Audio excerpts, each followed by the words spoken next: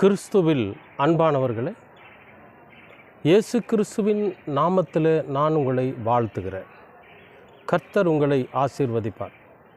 இன்றைய அனுதின உணவில் கர்த்தர் நமக்கு கொடுக்கிற வார்த்தை நீதிமொழிகள் 10ஆம் அதிகாரம் 4வது வசனம்.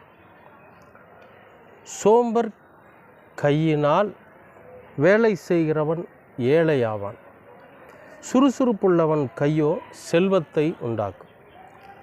அன்பானவர்களே, இது ஒரு அருமையான ஒரு அறிவுரை. அதாவது சோம்பேறித்தனமாக வேலை செய்கிறவனோட கை ஏழையாயிரும் அப்படின்னு சொல்லி சொல்கிறார். அதாவது எந்த ஒரு வேலையை நாம் செய்கிறதா இருந்தாலும், எந்த ஒரு தொழிலை நாம் துவங்கிறதா இருந்தாலும், அதை குறித்து நாம் என்ன பண்ணோன்னு கேட்டிங்கன்னா, ரொம்ப சலுப்பு இல்லாமல், சங்கடம் இல்லாமல், ஒரு வெற்றியை எதிர்பார்த்து நம்ம சாதிக்க போகிறோம், நம்ம வெற்றி அடைய போகிறோம், அதனால் நம்முடைய வாழ்க்கை முன்னேற போகுது, நாம் இந்த தொழிலில் அதிகமாக சம்பாதிக்கணும் அப்படிங்கிற அந்த எண்ணத்தோடு நம்ம என்ன பண்ணோன்னு கேட்டிங்கன்னா, ஒரு தொழிலை ஆரம்பிக்கணும், ஒரு வேலையில் ஈடுபடணும். அதை விட்டுட்டு எதை எடுத்தாலும் ஒரு சங்கடம், ஒரு சலுப்பு. இன்றைக்கி நிறைய பேருக்கு பார்த்திங்கன்னா, கொஞ்சம் முயற்சி பண்ணுவாங்க, முதல் முறை தோல்வி அடைஞ்சிட்டாங்கன்னு வச்சுங்களேன், அந்த தொழிலை விட்டு வேறு தொழில் பண்ணுவாங்க. ரெண்டாவது, எந்த ஒரு வேலையை செஞ்சாலும் சரி ஒரு சலுப்போடு செய்வாங்க. இன்றைக்கி வாலிப பிள்ளைகள் கூட காலையில் பெற்றோர்கள் அவங்கள எழுப்புறதை பார்த்தா நமக்கு ஒரு மாதிரி வேதனையாக இருக்கும். ஏன்னா 7 மணி 8 மணி வரைக்கும் தூங்குவாங்க. 8 மணி வரைக்கும் தூங்கினா எந்திரிச்சு என்ன வேலைக்கு போக முடியும் சொல்லுங்கள்? நீதிமொழிகளில் கூட ஒரு வசனம் இருக்குது, இன்னும் கொஞ்சம் நேரம் நான் தூங்கணும் அப்படின்னு சொல்லி கையும் காலையும் முடக்கி தூங்குவாங்களா? அது மாதிரி இன்றைக்கி வாலிப பிள்ளைகளெல்லாம் இப்போது இந்த காலகட்டத்தில் 7 மணி வரைக்கும், காலையில் 8 மணி வரைக்கும் தூங்குறாங்க. அந்த பெற்றோர்கள் அவங்கள எழுப்புன்னு எழுப்புறாங்க. அவங்க சங்கடத்தோட சலுப்போடு எந்திரிக்கிறாங்க.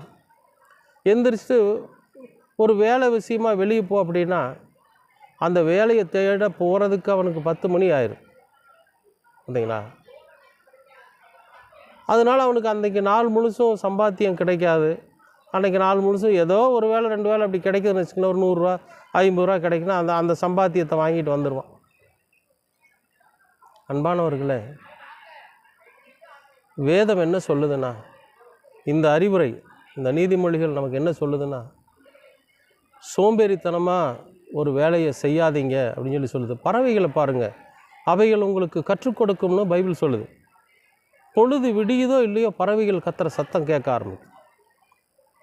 நீங்கள் மத்தியானத்தில் நல்ல கடுமையாக வெயில் அடிக்கிற நேரத்தில் காகங்கள் பறக்கிறத பார்க்க முடியுதா? அல்லது பறவைகள் பறக்கிறத பார்க்க முடியுதா? இல்லை. ஏதோ 1 2 ஏதோ கண்ணு கட்டினது அப்படி தெரியுமே தவிர, பறவைகள் கூட்டம் கூட்டமாகவோ அல்லது இறை தேடியோ பகல் நேரத்தில் மட்ட மத்தியானத்தில் போகிறத பார்த்துருக்கீங்களா? போகாது. ஏன்னா அது அதிகாலையில் நேரத்தில் எழுந்து நம்ம எல்லாம் எழுப்புறது அதுவாக தான் இருக்கும். விடியற்கால வேளையில் பயங்கரமாக சத்தம் போட்டு கூச்சல் இட்டுட்டு அந்த கூட்டுகளை விட்டு பறந்து வெளியே போய் இறைகளை தேடி அதுவும் சாப்பிட்டுட்டு தன்னுடைய குஞ்சுகளுக்கும் எடுத்துகிட்டு நேராக தான் எங்கே கூடு கட்டியிருக்கிறோமோ அந்த கூடு கட்டியிருக்கிற இடத்துக்கு வந்துடும். நாடு விட்டு நாடு, தேசம் விட்டு தேசம் பறவைகள் பறந்து போகுது. அதிகாலையில் எந்திரிச்சு பறக்க ஆரம்பிக்குது. மத்தியானத்துக்குள்ளே அதனுடைய உணவுகளை தேடிட்டு கடுமையான வெயில் வர்றப்போ தன் கூடுகளுக்குள்ளே அடைஞ்சிருது. எப்படி அந்த பறவைகளினால் முடியுது அப்படின்னா, அது எந்திரிக்கிறது சூரியன் உதிப்பதற்கு முன்பாகவே அது விழித்திரும், பறக்கும், சுறுசுறுப்பாக ஒரு இடத்த விட்டு இன்னொரு இடத்த விட்டு இன்னொரு இடம் தேடும். அன்றைக்கான உணவை கர்த்தர் அவர்களுக்கு வைச்சிருப்பாங்க. அதே போல் நாம் கூட காலையில் அதிகாலையில் எழுந்திரிச்சு நேரப்பட நம்மை ஆயத்தப்படுத்தி நம்முடைய வேலையில் ரொம்ப சந்தோஷமாக, ரொம்ப சுறுசுறுப்பாக இந்த வேலையை நம்ம இன்றைக்கி செய்ய போகிறோம், இதில் கண்டிப்பாக நமக்கு ஒரு லாபம் வரணும் அப்படிங்கிற அந்த உழைப்பை முழு மனதோட சுறுசுறுப்போட அந்த உழைப்பை நாம் அந்த வேலையில் போடுறோன்னு வச்சுங்களேன், நிச்சயமாகவே அதற்குண்டான பலனை கர்த்தர் தருவார். நிச்சயமாக உலகம் அந்த பலன் நமக்கு கிடைக்கும்படியாக செய்யும். அன்பானவர்களே, அப்படி இல்லாமல் சோம்பேறித்தனமாக ஒரு வேலையை நம்ம செய்கிறப்பவே சங்கடத்தோட சலுப்போடு செய்கிறோன்னு வைங்களேன், நிச்சயமாக அதில் நமக்கு பலன் கிடைக்காது, நாம் போட்ட முதலும் கிடைக்காது, நாம் ஏழையாயிருக்கோம். பணக்காரனுடைய அதாவது சுறுசுறுப்பாக இருக்கிறவனுடைய கை செல்வத்தை சேர்க்குமா. காலையிலேருந்து மத்தியானம் வரைக்கும் வேலை செய்கிறான், தன்னுடைய உணவுக்கும் உடைகளுக்கும் தன்னுடைய குடும்ப தேவைகளுக்கும் பணத்தை சேர்த்து வச்சுட்டான். மத்தியானத்துக்கு மேலே சும்மா இருக்க முடியாது அவனால், மறுபடியும் உழைப்பான். அப்போ காலையிலேருந்து மதியம் வரைக்கும் அவன் உழைச்சது தன் உணவுக்கும் உடைக்கும் தன் உடைமைகளுக்கும். மத்தியானத்துக்கு மேலே அவன் உழைக்கிற உழைப்பு சேமிப்புக்கு. சுறுசுறுப்பாக அன்பானவர்களே, அதிகப்படியான அறிவுரைகள் இந்த வேதம் நமக்கு உரைக்குது.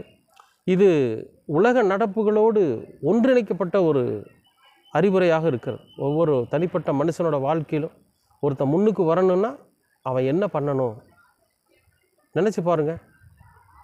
காலையில் எழுந்த உடனேயே நாம் சுறுசுறுப்பாக இயங்குகிற போது நிச்சயமாகவே நாம் செல்வந்தர்களாக இருக்க முடியும், பணக்காரராக இருக்க முடியும். விடியற் காலத்தில் தேடாத சூரியன் அஸ்தமனமானதுக்கப்புறம் தேட முடியாது. விடியற் காலத்தில் நம்முடைய பயணத்தை தொடங்கினா தான் மறுபடியும் சூரியன் அஸ்தமிக்கிறதுக்குள்ள நம்ம வீடு வந்து சேர முடியும். இது வேதம் நமக்கு கொடுக்குற அறிவுரை. அன்பானவர்களே, இன்றைய நாளிலும் கூட இந்த அனுதின உணவில் கர்த்தர் நமக்கு கற்றுக் கொடுக்குற ஒரு விஷயம் என்னென்னா, நிச்சயமாகவே நாம் நம்முடைய வாழ்க்கையில் சுறுசுறுப்பாக இருப்போம்.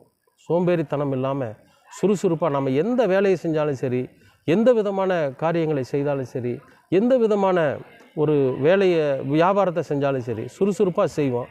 நிச்சயமாகவே நாமும் கூட செல்வந்தர்களாக ஆசீர்வாதத்தோடு நாம் செல்வந்தர்களாக இருக்க முடியும். கர்த்தர் உங்களை ஆசீர்வதிப்பார். அன்பின் பரலோக பிதாவே, அருமையான நல்ல இந்த அனுதின உணவிற்காக உமக்கு நன்றி. இந்த நாளை நீர் ஆசீர்வதித்து கொடுத்திருக்கிறீர், அதற்காக ஸ்தோத்திரம். நாங்கள் சோம்பேறித்தனமாக எங்களுடைய வாழ்க்கையை ஒவ்வொரு நாளும் துவங்காமல் சுறுசுறுப்போடும் ஆர்வத்தோடும் முழு மனதோடும் இந்த காரியத்தை செய்து நாங்களும் இந்த உலகத்தில் செல்வங்களை சேமித்து செல்வந்தர்களாக வாழ நீர் கிருபை பாராட்டும். எல்லாவற்றையும் அருமை இரட்சகர் இயேசு கிறிஸ்துவின் வழியாக கேட்கிறோம் நல்ல பிதாவே. ஆமேன்.